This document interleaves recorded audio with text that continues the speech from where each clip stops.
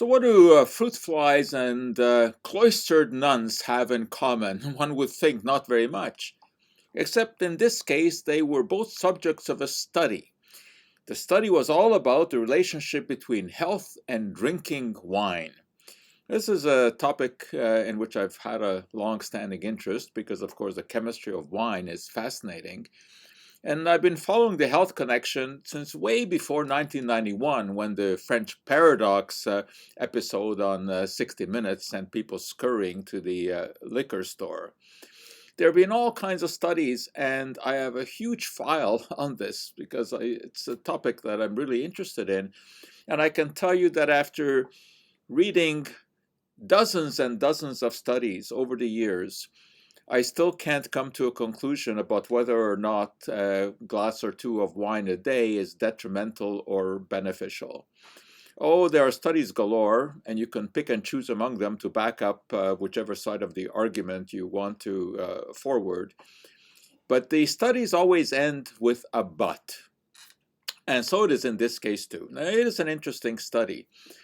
Cloistered nuns are a very good population to study because their activities are regimented and they can be closely monitored. So in this case, the researchers selected 9 nuns who had not been wine drinkers, and they were asked to drink 2 glasses of wine a day. And various kind of blood parameters were monitored before the study and after 2 weeks when the study ended. And indeed, the researchers found that there were some positive results here. Some of the enzyme and some of the proteins that are associated with health and longevity improved. But of course, they couldn't wait long enough for the nuns to die, so there was nothing known about their actual longevity, which is why they also studied fruit flies, because fruit flies, of course, don't live a very long time, and you can't study their longevity. So they incorporated wine into the diet of the fruit flies. And interestingly enough, what they discovered was that on the average, the wino flies lived about 7% longer than the control insects. That's pretty interesting. Now, of course, for the but. Humans are not large fruit flies, and furthermore, 9 nuns is not a very large subject population to follow. So this study really doesn't add a whole lot to our knowledge about the relationship between health and wine.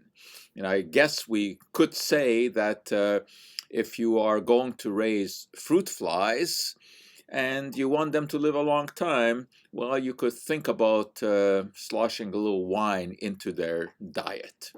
So I still don't know whether or not that glass of red wine a day is good or not. I do know, however, that it is enjoyable. So maybe that is worth something.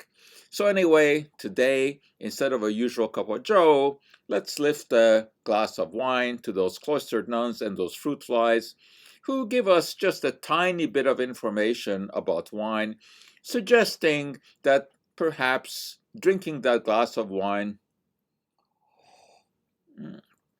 is better than not drinking.